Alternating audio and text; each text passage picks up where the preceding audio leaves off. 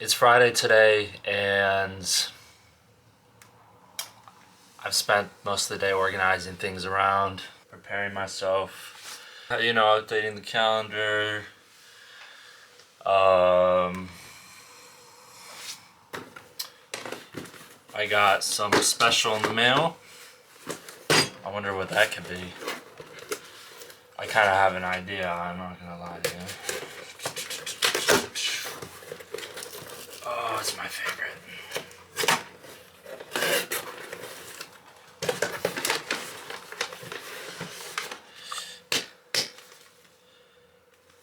Chocolate peanut butter, always far. Add to the mountain over here.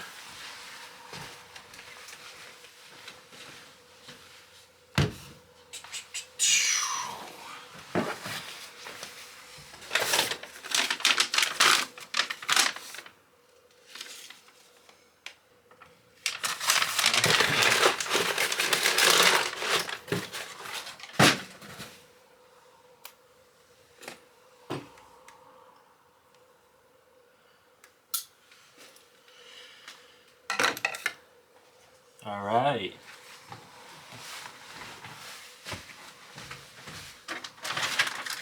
Oh, we got a little way to go.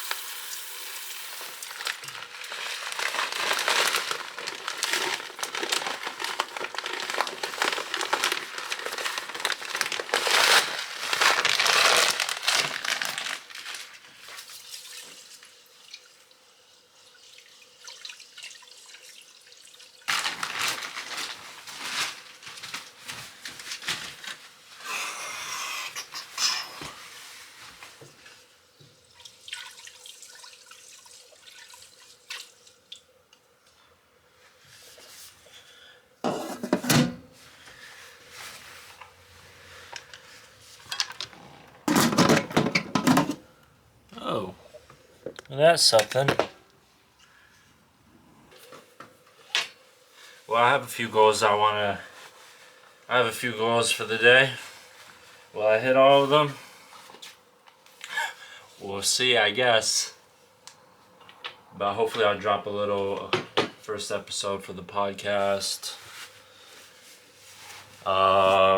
Another goal, I'm gonna hit the gym today. It's been a few days, to be honest. And it's in the back of my head. It's literally killing me. It's like I want to go so bad. Yeah, I've been balancing a bunch of You know the drill, though. You know the drill. It's like weighed in today at 2:05 this morning. So the lightest I'm ever. And let me give you some like background on the past weigh-ins. It's like at the gym when I was hitting like 230, which is I take so pride for that achievement because I was just lifting heavy and I was the biggest I've ever been.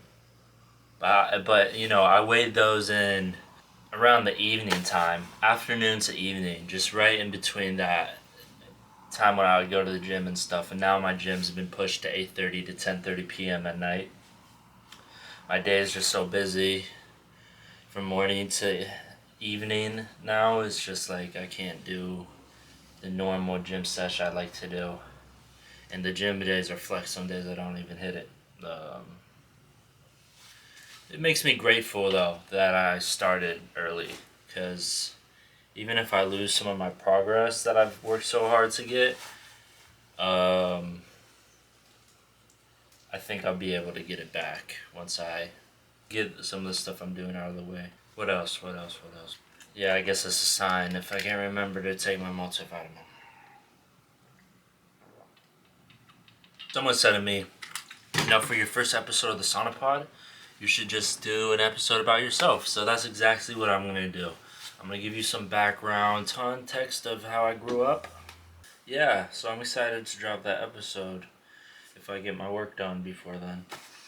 or the highs and lows of weightlifting has just been amazing. The ultimate high at 230, and then weighing in today, you know, like I was saying just a few minutes ago, I was weighing in during the evening, so I had a bunch of food in my system. I had almost more than 3 liters of water in my system. I'm heavy. I'm weighing heavy, and that's very different than weighing in the morning. Right when you wake up, your body's like let out a lot of stuff. You haven't taken anything. I swear to God, this was immediately when I woke up, and I was 205. Though my weight fluctuates quite a bit. The creatine allows me to hold all this water weight, and I also eat a ton before that when I have, you know, the correct amount. Right now I'm budgeting super hard.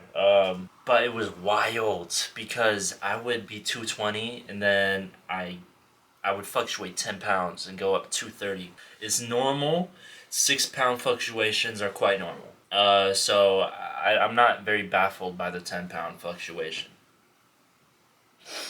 But it is like when it comes to body dysmorphia, I mean, 10 pounds are going to look different.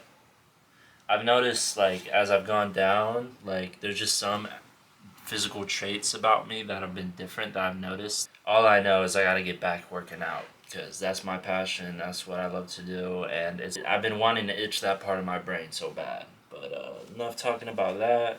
I like to dedicate my Friday through Sunday, or just my weekend, Saturday through Sunday, to organization, mentally and in the real world. When it comes to my room, when it comes to, you know, cleaning, laundry, dishes, everything. I mean, dishes is almost every day. Just everything. My room gets pretty messy after a week. 205 gives me some urgency to get back to it. I literally cannot stand being at 205. It drives me nuts. And if I go under 200, I might not post for a while because I'm locked in trying to get back up, bro, because it means a lot to me. I mean, I put in the freaking work the last 3 to 4 years to get to the weight I wanted to be, but now it wasn't about the weight too. I was sprinting. So I was working on my speed time for the 40-yard dash, and I was working on my strength. I mean, that's where there was a character type I wanted to be like, and I was working towards that goal. I won't reveal that. Maybe I'll reveal that in the future, who I was aspiring to be like as an athlete. Time to lock in.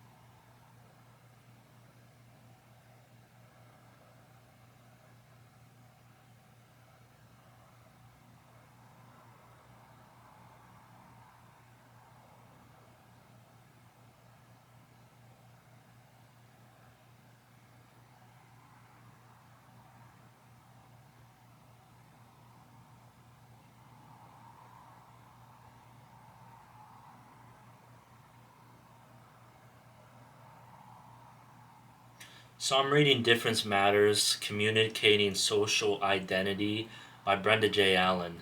And I'm on chapter 5 right now. It's called Social Class Matters. And here's a really important thing right here. How do you ascribe or assess class? We use communication to disseminate and internalize dominant beliefs about social class. This is from the book, an excerpt from the book. Individuals consciously or subconsciously read one another's appearance and behaviors to discern class position. We look for cues such as clothing, accessories, speech style, mode of transportation, and so forth to decide on other people's class location. People's class location. And we perform class by conscious and unconscious choices of clothing, accessories, speech style, manners, food preferences, home decor, mode of transportation, and so forth. Persons in similar class positions usually share similar symbols and language systems. Now listen to that. I grew up in an affluent community, but I was not of a high social class. I grew up with privilege. I lived humble in my beginnings. How did this affect me? Well, my day-to-day, let's go back to high school Ryan. High school Ryan was not wearing a polo or, nice shorts. High school Ryan was wearing ripped jeans. High school Ryan was wearing raggedy clothes, not taking care of himself. In other words, high school Ryan didn't care about how he looked. And he also wanted this kind of streetwear. I wanted to be unique. I wanted to be cool, and I wanted to be, risk-reward sort of deal. And, but what I didn't understand was how much of that risk there was, because it would totally impact how not only my peers saw me, but how parents, professors engaged with me. It had a major effect on my network and my connections and everything. Looking back on it, I'm glad where I am now, and I'm glad that I went through what I went through. The experiences I had were important. And for whatever reason, when I was wearing my streetwear and raggedy clothes, despite my acknowledgement of that controversy, I still wore it because for some reason I thought that people wouldn't actually class me. I always believed that they would understand who I was underneath what I was wearing, but that was not the case for a lot of scenarios where you lose a lot of respect. You need to wear something respectable. People will treat you differently, and it's just facts. Ridiculous, but it is how it works. It is how it works, is that if you're not professional, if you're not treating yourself serious, other people are not going to treat you seriously. And that is just the facts. You may not like it. It's just the truth, and that's just how it works. So do yourself a favor and dress professionally until you've made it. And Mark Cuban said something about that as well. Mark Cuban said his Shark Tank peer, I forget the other guy who sits next to Mark Cuban on Shark Tank. But Mark Cuban, he wears whatever he wants. Now, because he can right now. Because he's well respected. He's a name that's known. People know who he is. And he knows he can now. He can wear, like he said, whatever he wants now. Because he's not working a job. Anyway, back to the reading.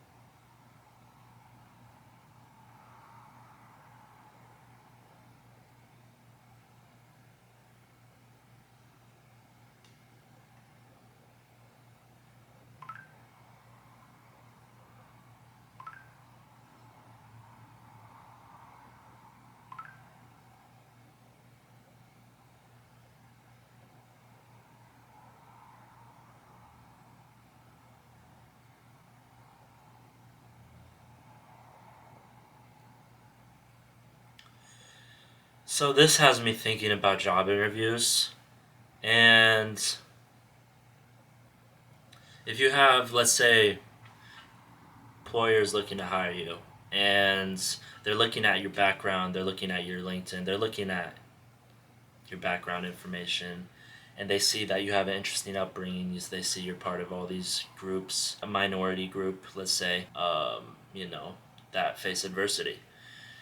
So types, they'll have unconscious stereotypes, unconscious biases, all sorts of things. So when you begin, you need to ask yourself, what type of people are these? So what type of people are these companies recruiting? And how do those people act? And then, obviously, reading the social cues, what they give you, you give them back. How serious?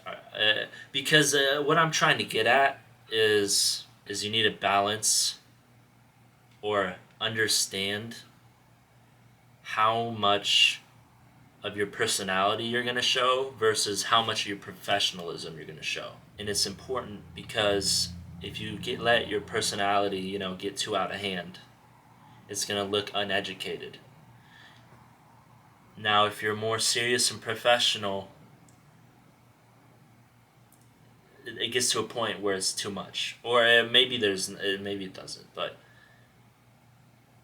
it's what I'm saying is that it's a tough thing to balance.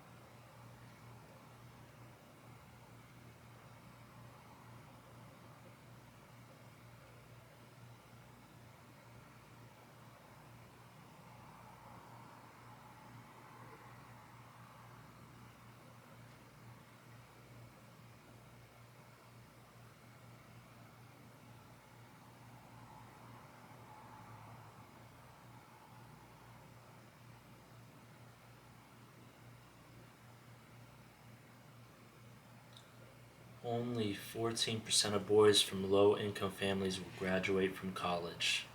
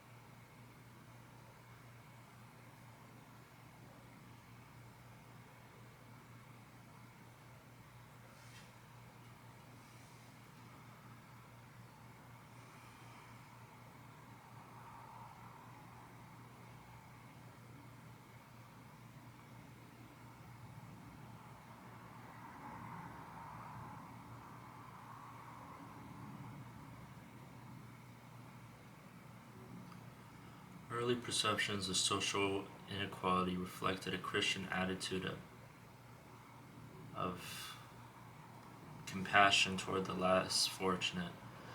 The mindset changed drastically in the late 19th century when most people viewed poverty as a blight on society. Social programs during those times distinguished deserving poor, deserving poor, such as the elderly, orphans, and widows with young children, from the undeserving poor.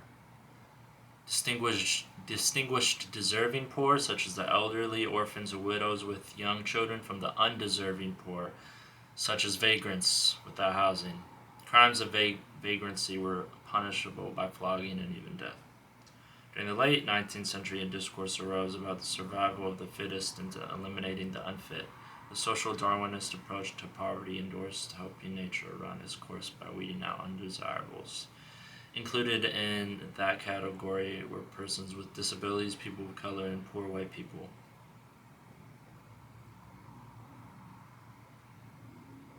This white trash stereotype blames the poor for being poor, and it helps to solidify for some middle and upper class whites a sense of cultural and intellectual superiority.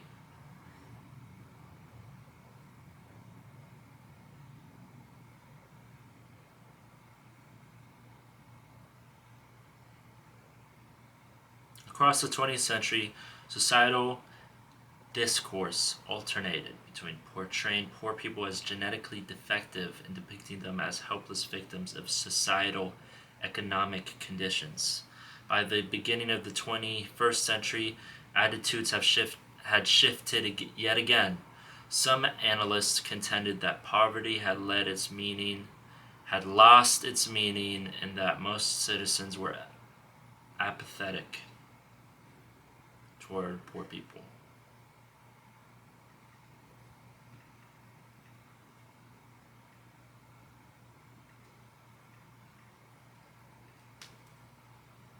Apathetic. Some analysts contended that poverty had lost its meaning and that most citizens were apathetic towards poor people. Others approached class matters differently.